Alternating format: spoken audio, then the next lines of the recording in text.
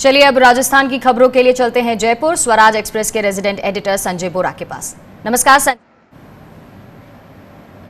नमस्कार रितिका जी। एक तरफ कोरोना के केसेस बढ़ते जा रहे हैं और दूसरी तरफ सरकार जो है वो छूट दे रही है। हम चौथे चरण में प्रवेश कर चुके हैं लॉकडाउन के, जिसमें काफ़ी कुछ चीज़ें खोल दी गई हैं। तो आप ये देखिए कि पहली खबर हम लेते हैं। इसमें पूरा गाइडलाइन का जिक्र किया है, क्योंकि केंद्र सरकार की अपनी गाइडलाइन है, लेकिन राज्यों को ये छूट दी गई कि वो अपने हिसाब से देख लें कि कहाँ किस किस इलाके को उनको ऑरेंज, रेड और ग्रीन जोन में रखना है। तो आप ये देखिए, फैक्ट्रियां शुरू होंगी, एक से दूसरे जिलों में भी अब बसें चल सकती हैं। ब्यूटी पार्लर और सैलून भी अब खुल सकते हैं। हाँ, होटल, सिनेमा, स्कूल कॉलेज समारोह, पार्टी और ये गुटखा, पान, तंबाकू वगैरह, इन पे रोक है। हालांकि इतना खुला होने के बावजूद राजस्थान का 40% इलाका भी रेड जोन में ही है, 54% ऑरेंज जोन में है और 6% ग्रीन जोन में है। तो और ये बहुत ही कॉम्प्लिकेटेड सिस्टम है जो सरकार ने जो गाइडलाइंस जारी की है। अगर आप देखें तो इतने ही सारे दिया हुआ है कि एक जिले के अंदर कुछ पंचायत समितियां में या इलाकों में आवाजाही और तमाम छूट शामिल है, लेकिन कई इलाकों में बिल्कुल प्रतिबंध है। हम इस पर आएंगे बाद में। एक खबर की और देख लें, उसके बाद हम अपने संवाददाता रामस्वरूप से बात करेंगे। देखिए, ये जो मैं बता रहा था कि राजस्थान में कोरोना का विस्फोट है। अब रिकॉर्ड 305 केस आए हैं कल, और पिछले महीने के औसत से तिगुने हो गए हैं कोरोना संक्रमित। हालांकि यह है कि ज्यादातर जो केसेस आए हैं वो या तो प्रवासियों के हैं और या फिर ये जयपुर की जो जेल है, सेंट्रल जेल और डिस्ट्रिक्ट जेल, वहां पर ये आ रहे हैं केसेस। हम चलते हैं अपने संवाददाता रामस्वरूप के पास और उनसे जानने की कोशिश करते हैं इन दोनों खबरों पे। रामस्वरूप, पहले तो ये बताइए कि ये जो फैसला हुआ है, जो गाइडलाइन आई है, वो आम आदमी कितनी समझ सकता है? क्योंकि इतने ज्यादा, अगर आप ये देखें इस खबर में, अगर आप ये देखें तो इतना रेड ग्रीन ऑरेंज टाइप बनाया हुआ है। कई अखबारों ने ग्राफिक बना के भी दिखाया, लेकिन कुछ चीजें हैं, कुछ चीजें नहीं हो सकती हैं, कुछ इलाके में हो सकती है। एक ही शहर में अलग अलग नियम है, तो कैसे, कितना आम आदमी समझ सकता है? देखिए, कंफ्यूजन काफी है। ऐसे में कई दुकानदारों के फोन तो हमारे पास आ रहे हैं कि हम बताइए, हम दुकान खोलें कि नहीं खोलें। तो ऐसा समझ सकते हैं कि बहुत लोग होंगे जो बड़े कंफ्यूज में है कि क्या करें क्या ना करें। जिस तरह से ये कहा गया है कि रेड जोन में भी अलग अलग कंटेनमेंट जोन जैसे बताया गया कि जैसे जयपुर की बात करें तो जयपुर शहर जो परकोटा इलाका है, वहां पर बड़ी तेजी से कोरोना के पेशेंट बढ़े हैं, तो वो कंटेनमेंट जोन है।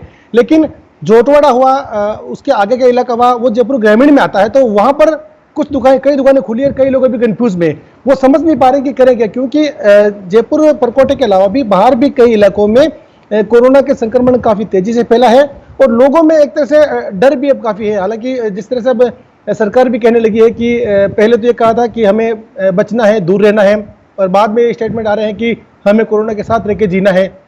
तो अब लोग बड़े कंफ्यूज है कि करें क्या। दुकानदार दुकान खोले।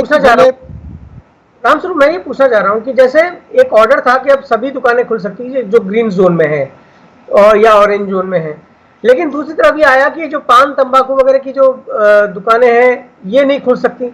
ये कितना बड़ा कंफ्यूजन है? नहीं, ये तो गहलोत साहब ने शुरुआत से ही रखा है कि पान, तंबाकू, जर्दा, इनकी दुकानें जो है बिल्कुल ही खोलने पर प्रतिबंध लगा दिया गया, जबकि ग्रीन और ऑरेंज जोन में बाकी सब कुछ खोल दिया गया है। वहां पर किसी भी तरह सारे वाहनों की आवागमन भी शुरू कर दिया है और दुकानें सब कुछ खोल दी गई है। हालांकि शर्तें जरूर जोड़ी गई है कि इन दुकान पे, छोटी दुकान पे जो है 2 से ज्यादा आदमी नहीं आएंगे, बड़ी दुकान पे 5 से ज्यादा आदमी नहीं आएंगे, और बिना मास्क के जो है किसी भी तरह की सामान दुकानदार नहीं देगा। अगर देगा तो उसके खिलाफ कार्रवाई होगी। लेकिन इसके बावजूद भी तंबाकू, पान मसाला, जर्दा, गुटखा, इनको अभी भी अलग रखा है। इन पर साफ तौर पे कह सकते हैं कि अभी एक तरह से पाबंदी है कि वो कहीं भी नहीं बेच पाएंगे, चाहे कोई सा भी जोन हो। रामस्वरूप, कल हमने देखा कि राजस्थान और यूपी के बीच में काफी समय से चला आ रहा है टकराव, प्रवासी जो मजदूर हैं उनको आने जाने को लेकर के। फिर राज्य सरकार की बसें वहां खड़ी थी। अब मुख्यमंत्री अशोक गहलोत कह रहे हैं कि दूसरे राज्यों से बातचीत करके इंटर स्टेट बस सर्विस भी शुरू की जाएगी। क्या स्थिति है इस मामले को लेकर के?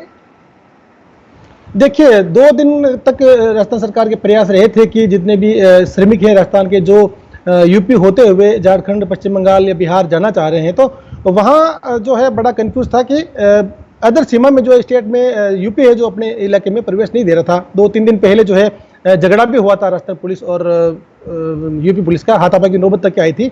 लेकिन अब जैसे 2 दिन पहले 500 बसें जब रवाना की गई थी यूपी के जो नागरिक वहाँ जाना चाह रहे थे श्रमिक, तो वहाँ पर बिल्कुल बॉर्डर पर रोक दिया गया था, उनको परमिशन नहीं दी गई थी, वापस लौटना पड़ा था। अब जो है परमिशन मिल गई है। अब दोबारा सभी जो चालक है, परिचालक है, उनकी लिस्ट है और श्रमिकों की लिस्ट सूची जो है वो सरकार उन तक पहुंचाएगी, उसके बाद देगी।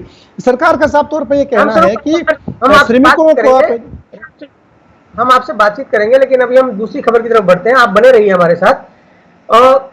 कल भारत ने 1 लाख केसेस जो है वो पार कर लिए और आप ये ग्राफ में देखिए, ये टाइम्स ऑफ इंडिया का ग्राफ है। इसका कहना है कि इंडिया में अभी तक रेट तो लो है, लेकिन केसेस अभी पीक होना बाकी है। लेकिन पिछले कुछ समय से इस ग्राफ के मुताबिक भारत जो है वो चौथे नंबर पर है जो केसेस बढ़ रहे हैं उसमें। अमेरिका पहले नंबर पर है, ब्राजील दूसरे, तीसरे पे रशिया और भारत चौथे नंबर पे है। हालांकि भारत की जो दर है 4418, वो तीसरे स्थान पर, रशिया जो है उससे भी लगभग आधी से भी कम है। और एक इन्होंने ये ग्राफ में बताया कि नंबर ऑफ केसेस यानी 1 से 25,000 होने में 86 दिन लगे थे, ग्रोथ रेट 7.6 थी। 25 से 50 होने में 11 लगे, 50 से 75 होने में 7 और 75 से 100 होने में 5 दिन लगे हैं। लेकिन ग्रोथ रेट आप देख रहे हैं लगातार गिरती आ रही है। अब जहां तक केसेस का सवाल है, उसमें महाराष्ट्र का कंट्रीब्यूशन सबसे ज्यादा है 39%, तमिलनाडु का लगभग 14%, गुजरात 11%, दिल्ली 10.5% और राजस्थान का 4.5% है। ये ग्राफ आप दे सकते हैं।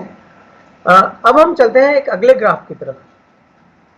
इसमें यह बताया गया है इस ग्राफ में कि कहां पर कर्व फ्लैटन होना शुरू हुआ है। तो देखिए, राजस्थान के बारे में कहा जा रहा था कि इसमें कर्व फ्लैटन हो रहा है, लेकिन पिछले कुछ दिनों में जबरदस्त स्पाइक हुआ है। महाराष्ट्र में स्पाइक है, आप देख सकते हैं, गुजरात में स्पाइक है, दिल्ली में है, राजस्थान, बिहार और जम्मू कश्मीर और उड़ीसा में बहुत जबरदस्त हुआ है अचानक से। ये आप ग्राफ में देख सकते हैं। तो ये वो स्टेट्स है जहां बढ़ रहा है और इसके नीचे की तरफ जो है वो बताया गया है। ये ग्राफ में शायद आपको नहीं दिख पाए, लेकिन इसी ग्राफ में बना हुआ है। इसमें सबसे जबरदस्त गिरावट आई है पंजाब में, उसके बाद हरियाणा, फिर तमिलनाडु और वेस्ट बंगाल में। केरल में गिरावट आई थी, लेकिन अचानक उसमें फिर से स्पाइक हुआ है नंबर ऑफ केसेस में। हम अपने संवाददाता रामस्वरूप से बात करते हैं। रामस्वरूप, मुझे संक्षिप्त में बताइए कि राजस्थान में ये जो अचानक केसेस बढ़ रहे हैं, इसके पीछे क्या सिर्फ प्रवासी मजदूरों की जो तादाद है वही है या कुछ और भी कारण है? देखिए, बड़ा कारण तो प्रवासी है, क्योंकि जिस तरह से ग्रामीण क्षेत्र में अब केस बढ़ने लगे हैं, तो इसमें प्रवासी जो आ रहे हैं, श्रमिक आ रहे हैं, उनके लिए वजह से ही 1 से 2, 2 से जो है 4 में बढ़ रहे हैं। बड़ा कारण तो ये भी है, लेकिन जो शुरुआती सिलसिला जयपुर शहर के, जिस तरह से जयपुर का हुआ, नागौर का हुआ, सिलसिला जो लगातार बढ़ता आ रहा है, वो आंकड़े भी अभी थमने का नाम नहीं ले रहे हैं। जिस तरह से जयपुर जेल में एक किसी व्यक्ति को अवैध शराब के कारोबार करने का आरोप में गिरफ्तार किया था, वो 20 दिन तक बिल्कुल स्वस्थ था, उसके बारे में किसी भी तरह कोई सिम्टम नहीं पाया गया था, इसलिए वो 20 दिन तक अलग रखा गया और बाद में सामान्य कैदियों के साथ रखा गया। लेकिन उसके 4 दिन बाद में उसको पता चला कि वो तो कोरोना पॉजिटिव है, उसकी रिपोर्ट पॉजिटिव आया। तो उसके बाद में जेल में ही करीब 250 जो कैदी हैं, कुछ जेल के अधीक्षक हैं, कर्मचारी हैं, वो पॉजिटिव आ गए। तो कह सकते हैं कि संक्रमण अभी काफ़ी तेजी से फैल रहा है। जिस तरह से कल एक ही दिन में 305, अभी सुबह भी काफ़ी संख्या में नए केस आए हैं। तो अभी जो ग्राफ है वो फिलहाल रुक नहीं रहा है। शुक्रिया रामस्वरूप आपका इन तमाम जानकारी के लिए। अब आपके सामने एक तस्वीर हम ला रहे हैं और ये बेल्जियम की तस्वीर है। ये इसलिए कि कल जयपुर में राजस्थान का जो सबसे बड़ा अस्पताल है, सवाई मानसिंह अस्पताल, वहाँ पर डॉक्टर और टेक्नीशियन के बीच में झगड़ा हुआ, तो टेक्नीशियंस ने काम रोक दिया। और इधर आप यहाँ पर ये तस्वीर देखिए, ये ब्रसेल्स की है। यहाँ पे जब प्रधानमंत्री अपने यहाँ इस अस्पताल पहुँचे तो तमाम स्टाफ जो है वो उनकी तरफ पीट करके खड़ा हो गया। वो उनसे नाराज थे क्योंकि पीपीई सूट और अन्य सुरक्षा उपकरणों की कमी थी मेडिकल स्टाफ के पास में, और उनके पास उनको कम तनख्वाह दी जा रही है, बजट कम है और ट्रेन नर्सों की जगह सस्ते जो लोग हैं ट्रेन नर्सिंग स्टाफ, उनको भर्ती किया जा रहा है। तो ये विरोध का अनोखा तरीका है हम तो हमारे यहाँ कल्पना भी नहीं कर सकते कि हम अपने प्रधानमंत्री को इस तरह का कुछ करें। काले झंडे वगैरह दिखाना तो बहुत दूर की बात है, हम इस तरह से विरोध प्रदर्शन नहीं कर सकते। और जो लोग किसी वजह से नाराज हो जाते हैं, कोई घटना होती है, तो वो काम रोक देना उनका सबसे बड़ा हथियार होता है। ये एक तरीका हो सकता है विरोध का, ये हम देखते हैं। अब बढ़ते हैं अगली खबर की तरफ। राजस्थान हाईकोर्ट ने पूरे इस कोरोना काल में जब वो बंद हुआ और राजस्थान हाईकोर्ट में भी पॉजिटिव केसेस मिले, तो वीडियो कॉन्फ्रेंसिंग के थ्रू सुनवाई शुरू की। पहले ये सिर्फ जेल से जो लोग लाए जाते थे उनकी गवाही वगैरह के लिए काम में था, लेकिन लॉकडाउन के दौरान ये प्रयोग किया गया कि ऑनलाइन ही सुनवाई की जाए मुकदमों की। जो अर्जेंट केसेस थे उनकी सुनवाई होने लगी ऑनलाइन, वीडियो कॉन्फ्रेंसिंग, और जहाँ पे वीडियो कॉन्फ्रेंसिंग नहीं थी छोटी अदालतों में, वहाँ पे व्हाट्सएप के जरिए। तो उसमें आप देखिए कि 15 मई तक 5200 से ज़्यादा केसेस की सुनवाई की गई है। और इसमें बताया कि 9 जनवरी को ई फाइलिंग का नोटिफिकेशन जारी किया गया था। और लेकिन जब लॉकडाउन हुआ, ये होना तो पूरे साल भर में था, लेकिन जब लॉकडाउन हुआ तो कोर्ट ने तुरंत इसको इम्प्लीमेंट किया और इतने सारे केसेस की सुनवाई हुई है। हालांकि हाईकोर्ट बार एसोसिएशन के पूर्व अध्यक्ष अनिल उप्पन का कहना है कि ये प्रयोग सफल तो हुआ है, पर अभी इसमें बहुत सी खामियां भी पता चली हैं। खासकर जो सरकारी दस्तावेज हैं वो पीडीएफ फॉर्मेट में नहीं है, और जब तक वो पीडीएफ फॉर्मेट में नहीं आएंगे तब तक डिजिटल को पूरी तरह अपनाना संभव नहीं है। लेकिन बहरहाल ये एक अच्छी शुरुआत है कि कोर्ट का कामकाज नहीं रुका है। लोग अब जो न्यायालय जाते हैं अदालत में, वैसे ही बहुत देरी होती है, और अगर काम रुक जाता तो और देरी होती, लेकिन अब ये काम रुकेगा नहीं। एक बड़ी खबर और है, वो हमारे छात्रों के लिए है। हिंदुस्तान से भारी संख्या में छात्र बाहर पढ़ने जाते हैं, खासकर जो बिजनेस मैनेजमेंट का कोर्स करने हैं। अब विदेशों के जो बिजनेस स्कूल्स हैं उन्होंने कहा है कि वो जीमेट के स्कोर पर जोर नहीं देंगे। इसके अलावा उन्होंने वीजा एप्लीकेशन फीस भी माफ कर दी है। तो जो बड़े नामी बिजनेस स्कूल हैं जो अब एडमिशन टेस्ट नहीं लेंगे, उनमें Wharton, Kellogg, Ross, HEC Paris, IMD Switzerland और शार्लेट बेल्क, और ये डेविस ग्रेजुएट स्कूल है। ऑक्सफोर्ड और LBS लंदन बिजनेस स्कूल ने बोला है कि तुरंत तो जरूरत नहीं होगी, लेकिन बाद में जाकर के और वो इनके स्कोर लेंगे। इसके अलावा बहुत सी यूनिवर्सिटीज जो हैं उन्होंने जो फीस है वो भी वेव ऑफ कर दी है। देखिए बहुत बड़ी संख्या में स्टूडेंट्स वापस लौट आए हैं, और अगर उनको आकर्षित करना है, क्योंकि ये कमाई का बहुत बड़ा जरिया है विदेशी यूनिवर्सिटीज़ के लिए, कि वो जो भारत और चीन वगैरह से स्टूडेंट्स जाते हैं उनसे बहुत बड़ी संख्या में फीस वसूल करते हैं और अपने स्टूडेंट्स को सब्सिडाइज करते हैं। अब चलते हैं अगली खबर की तरफ। वित्त मंत्री निर्मला सीतारमण ने जो पैकेज अब तक दिया है उसको लेके राजस्थान के मुख्यमंत्री भी आलोचना कर चुके हैं कि राज्यों को कुछ नहीं दिया गया है। अभी जब उन्होंने घोषणा की तब जो राज्यों की बोरोइंग कैपेसिटी थी वो मांग के अनुरूप 3% से बढ़ा के और 5% कर दी उनके GSDP का, लेकिन राज्यों को ये मंजूर नहीं है, क्योंकि उनका कहना है कि इसके लिए अनावश्यक शर्तें थोप दी गई है, यानी जो रिफॉर्म्स हैं वो लागू करने की शर्त दी गई है। तो पश्चिम बंगाल के वित्त मंत्री अमित मित्रा, जो कि फिक्की के पूर्व चेयरमैन भी रह चुके हैं, उनका कहना है कि इससे जो राज्यों की चुनी हुई सरकारें हैं उनकी स्वायत्तता पर असर पड़ता है, और उन्होंने कहा है कि वो अन्य राज्यों के साथ मिलकर एक मीटिंग करेंगे इस पर विरोध करने के लिए, और इसमें छत्तीसगढ़, पंजाब, केरल और राजस्थान शामिल होंगे। केरल के फाइनेंस मिनिस्टर ने भी कहा है कि जो केंद्र है ये एक गलत परंपरा डाल रहा है। और अब आखिरी खबर, इकोनॉमी का हाल तो हम सबको मालूम है कि कोरोना की वजह से क्या हो रहा है। गोल्डमैन सैक्स जो है उसने कहा है कि जो Q2 है, यानी कि Q2 होगा, उसमें जो GDP भारत की है वो 45% तक गिर जाएगी, -45% में जाएगी। और उसने कहा है कि ये जो ग्रोथ रेट है वो -5% में रखा है।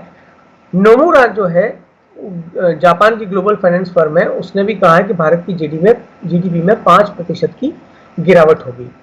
अब इसके साथ ही एक लगी हुई खबर आप ये देखिए कि 70% स्टार्टअप्स जो हैं उनको कैश की नकदी की प्रॉब्लम हो रही है, क्योंकि उनका 92% रेवेन्यू गिर गया है और वो सरकार से मदद मांग रहे हैं। इसमें कहा गया है कि जो 70% स्टार्टअप्स हैं उनके पास सिर्फ 3 महीने तक का कैश बचा है, 22 ऐसे हैं जिनके पास 6 महीने तक का कैश है और 8 के पास 9 महीने का। और इन लोगों ने 53% ने सैलरी कट की है और जो 65% है वो अपनी मार्केटिंग स्पेंडिंग वगैरह कम कर रहे हैं और 13% ने अपने स्टाफ में कमी की है। तो ये थी आज की सुर्खियां राजस्थान के अखबारों में। बने रहिए स्वराज एक्सप्रेस के साथ आगे की खबरों के लिए। शुक्रिया संजय जी तमाम खबरों और उनके विश्लेषण के लिए। तो राजस्थान की खबरों में इतना ही।